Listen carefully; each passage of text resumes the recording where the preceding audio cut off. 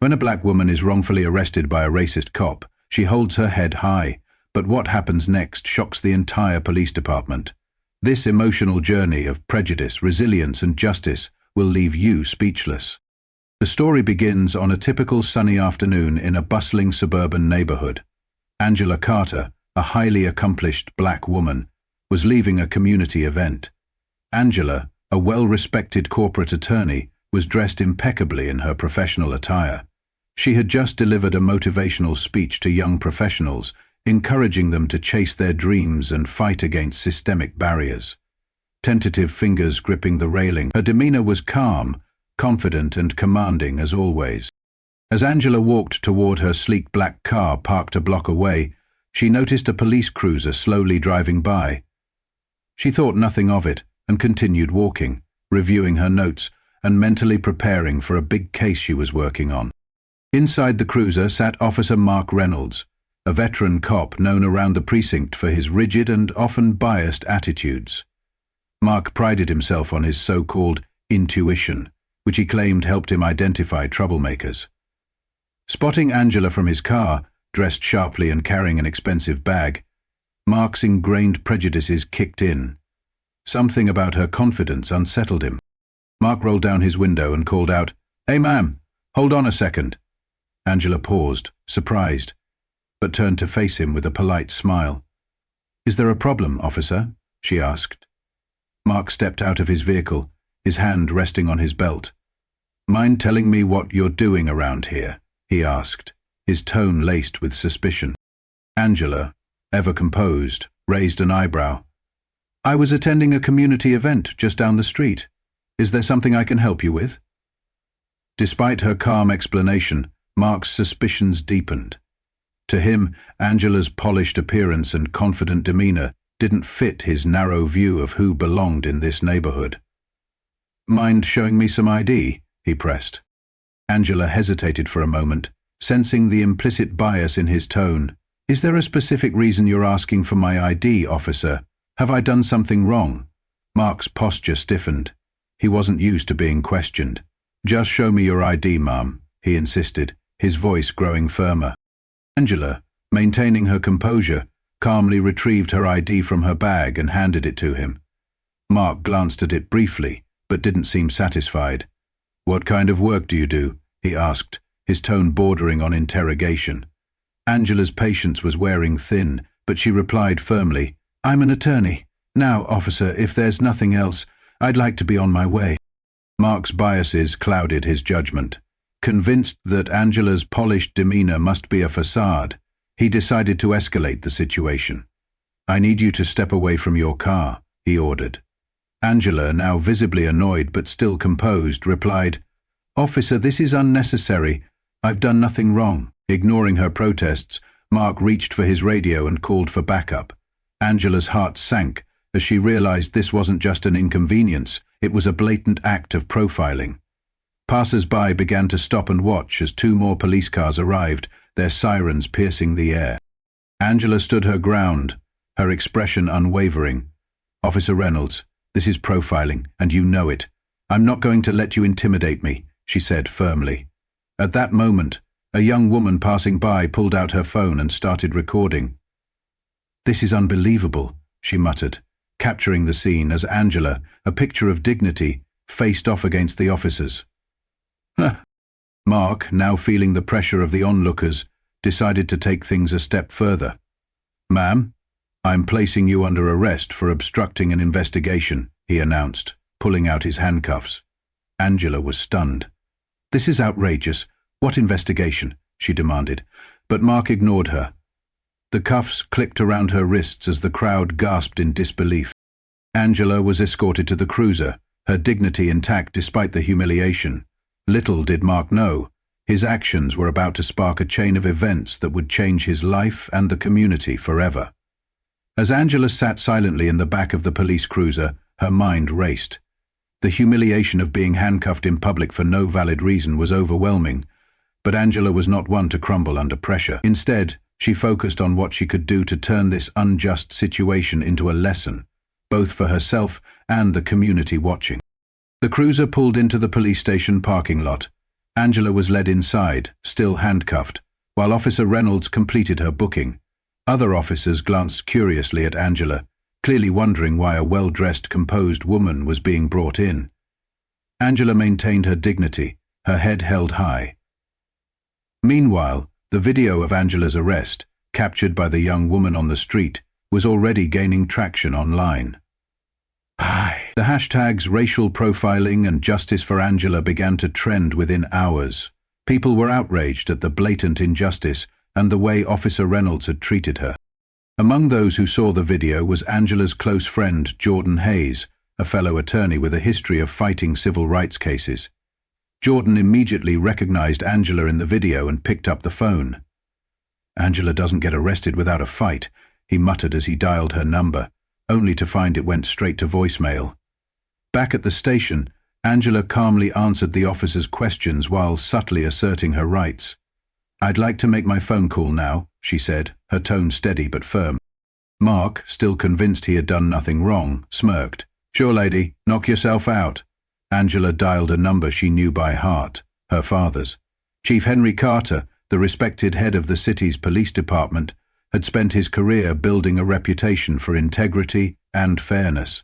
As soon as he picked up, Angela explained the situation. "Dad, I'm at the downtown station. I was arrested by an officer named Mark Reynolds. Profiling, no doubt," she said, keeping her voice calm despite the frustration bubbling beneath the surface. Henry's voice turned cold. "They what? Sit tight, Angela. I'm on my way."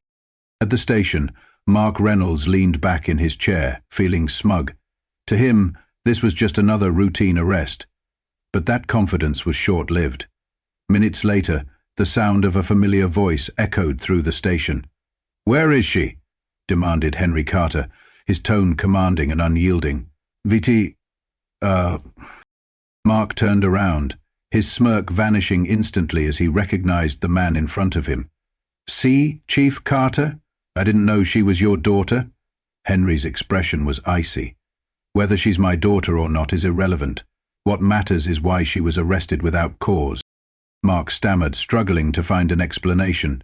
I thought she was suspicious. She refused to cooperate." Henry's gaze hardened. "Suspicious? For what? Walking to her car, carrying herself with dignity? This isn't about suspicion, Officer Reynolds. It's about your bias." The other officers in the station watched in silence as Henry continued. "Do you know how much damage you've done, not just to my daughter, but to this entire department? This is exactly why communities don't trust us." Angela stepped forward, her composure unwavering.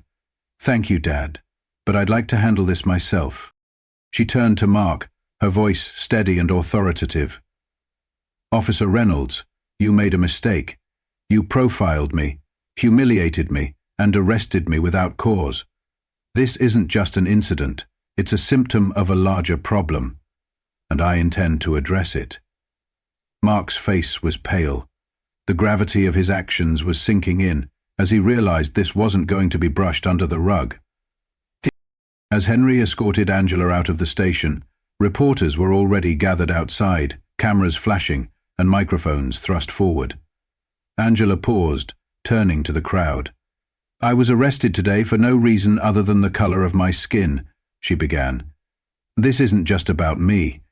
It's about the countless people who face this kind of treatment every day. This stops here."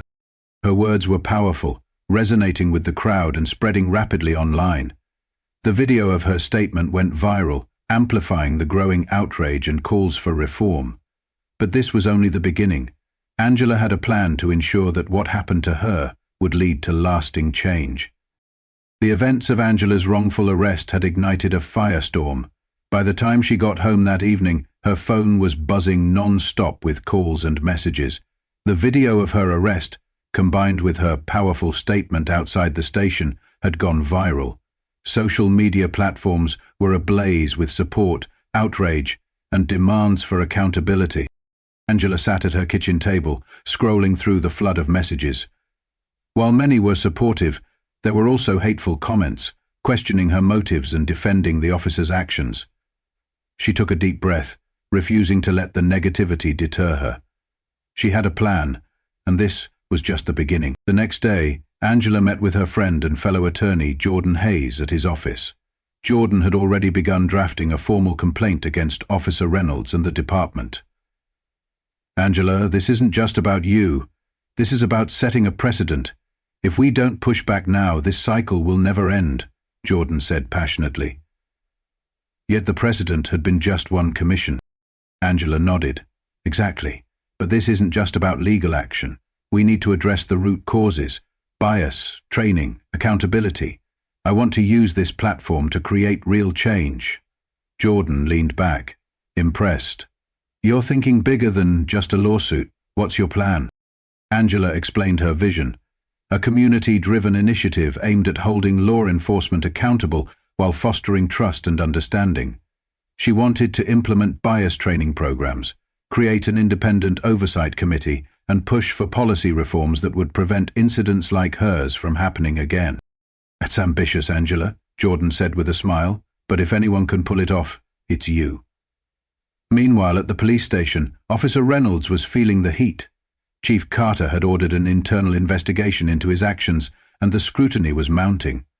His fellow officers were whispering about him, and the once confident cop now found himself on shaky ground. Reynolds tried to justify his actions to his colleagues, saying, "I didn't know who she was. It could have been anyone." But the excuses fell flat. The truth was undeniable. His bias had led him to unfairly target Angela, and now he was facing the consequences. As Angela and Jordan worked tirelessly on the legal and community aspects of their plan, support poured in from unexpected places. Community leaders, activists, and even some law enforcement officials reached out, offering their help. One such ally was Officer Maria Lopez, a respected officer who had worked under Chief Carter for years. Maria met with Angela at a local cafe. "I saw the video, Angela," she said. "What happened to you was unacceptable. I want to help. There are good officers who want change too, but we need someone like you to lead the charge." Angela was moved by Maria's sincerity. "Thank you, Maria. Your voice is important. Together we can make a difference." "Hush," Maria said.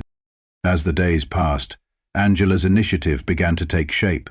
She held town hall meetings, inviting community members to share their experiences and ideas. She also met with city officials, presenting her proposals for reform. The momentum was building, and Angela's story was becoming a rallying cry for change. But not everyone was on board. Some members of the police union resisted her efforts, accusing her of trying to undermine law enforcement. Angela faced these challenges head-on, using every tool at her disposal to push for progress. At one particularly heated town hall meeting, a young man stood up and shared his story. "I've been stopped by the police more times than I can count," he said, his voice trembling. "But seeing someone like you fight back gives me hope." "Thank you." Angela felt a surge of determination. "This is why we're doing this," she said. "Not just for me, but for all of us." Meanwhile, Officer Reynolds was summoned to a disciplinary hearing. The evidence against him was overwhelming, and his superiors made it clear that his actions were unacceptable. He was suspended without pay, pending further investigation. Reynolds sat alone in his car after the hearing, his mind racing. For the first time, he began to question his own biases and actions. The realization was painful, but it was a step toward self-awareness. As Angela's initiative gained traction, the media spotlight intensified. News outlets covered her story extensively, and she became a symbol of resilience and justice. But Angela knew this was only the beginning. The real change would take time, effort, and the collective will of the community. Angela's initiative was not just gaining momentum, it was transforming the conversation around racial profiling and police reform. The town hall meetings turned into larger gatherings, drawing people from all walks of life. Stories poured in from individuals who had experienced similar injustices, and Angela became the voice for those who had long felt silenced. One evening, during a particularly packed meeting, Angela introduced the cornerstone of her initiative, the Community Accountability Network, CAN. She explained, CAN will act as an independent body to investigate cases of misconduct and bridge the gap between law enforcement and the community. This isn't about division, it's about trust and accountability. The announcement was met with applause, but not without resistance. Some members of the audience, including a few off-duty officers, raised concerns. "How do we know this won't just be another tool to bash the police?" one officer asked. Angela met the question with grace. "This isn't about attacking anyone. It's about ensuring fairness and protecting the integrity of the badge. Good officers should welcome accountability. It only strengthens trust." Meanwhile, Officer Reynolds faced mounting pressure. His suspension had isolated him from his colleagues, and his reputation in the department was tarnished. He spent his days replaying the incident in his mind, haunted by the realization of how his biases had dictated his actions. In a rare moment of introspection, Reynolds decided to attend one of Angela's public forums, sitting quietly in the back, unnoticed. As he listened to story after story of people who had been unfairly targeted, something inside him began to shift. He started to see the humanity in those he had dismissed, and the pain caused by his own actions. Angela's efforts were beginning to yield tangible results. The City Council approved funding for CAN, and discussions around mandatory bias training for officers gained traction. The community felt a sense of hope, as if the tide was finally turning. One afternoon, Angela received an unexpected visitor at her office. It was Maria Lopez, the officer who had offered her support, and to Angela's surprise, she was accompanied by Officer Reynolds. "Just a second." Angela raised an eyebrow but remained calm. "What brings you here, Officer Reynolds?" Reynolds looked visibly uncomfortable but spoke with sincerity. "Miss Carter, I owe you an apology. What I did was wrong. I acted on prejudice, and I see that now. I came here because I want to be part of the solution." Angela studied him for a moment, her expression unreadable. Finally, she said, "Acknowledging the problem is a start, but actions speak louder than words. If you're serious about change, there's a lot of work to be done." Reynolds nodded. "I'm willing to do the work," he said. Angela agreed to involve him in the community discussions, but with a firm warning. "This isn't about clearing your name. It's about real accountability." Eric said to Reynolds, "Will that do for client protection to make sure I don't do more than I can hand?" She nodded. "That's the logical choice," she said. Reynolds' participation sparked mixed reactions. Some viewed it as a step forward, while others questioned his motives. Angela addressed the skepticism directly. "If someone is willing to learn and change, we owe it to ourselves to give them the opportunity. Growth comes from hard conversations, and even harder work." The partnership between Angela and Reynolds became a powerful symbol of reconciliation. Together, they spoke at schools and community centers, sharing their story and highlighting the importance of addressing biases. Reynolds' transformation, though not without its struggles, served as a reminder that change is possible. As CAN officially launched, Angela stood before a crowd of supporters, media, and officials. "This is not the end. It's the beginning," she said. "Accountability is not about pointing fingers. It's about building a foundation of trust, so no one has to endure what I did." The room erupted in applause as Angela's father, Chief Carter, watched with pride. His daughter had turned a moment of injustice into a movement of hope. Across the city, people began to feel the effects of Angela's work. Officers underwent mandatory bias training, community members felt empowered to speak out, and CAN's oversight brought a newfound transparency to law enforcement. So, the launch of the Community Accountability Network, CAN, marked a pivotal moment for the city. Angela's vision was now a reality, and the changes were undeniable.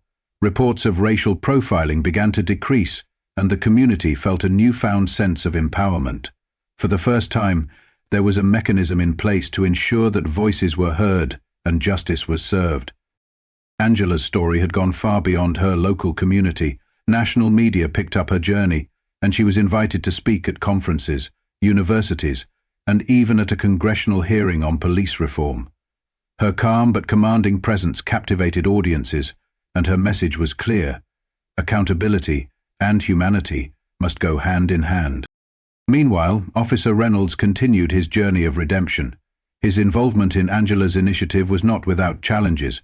Many were skeptical of his intentions. But Reynolds persisted, using every opportunity to listen and learn. He attended bias training sessions not just as a participant, but as an advocate, often sharing his own story as a cautionary tale. In one powerful moment during a community forum, a young black man stood up and said, "Officer Reynolds, I used to hate cops like you, but seeing you own up to your mistakes and work to change gives me hope. Maybe people really can change." Reynolds was visibly moved. "Thank you," he said, his voice thick with emotion. "I'll spend the rest of my career proving that people like me can do better." Angela and Reynolds were invited to appear together on a nationally televised talk show. The host, a renowned journalist, asked them tough questions about their journey. Angela spoke eloquently about the importance of addressing systemic issues, while Reynolds candidly admitted his past mistakes. "I was wrong," Reynolds said. "I let my biases control me, and it cost me my integrity. Angela taught me that accountability isn't just about punishment. It's about learning and growing." The audience applauded, and social media lit up with praise for the powerful message of reconciliation and progress.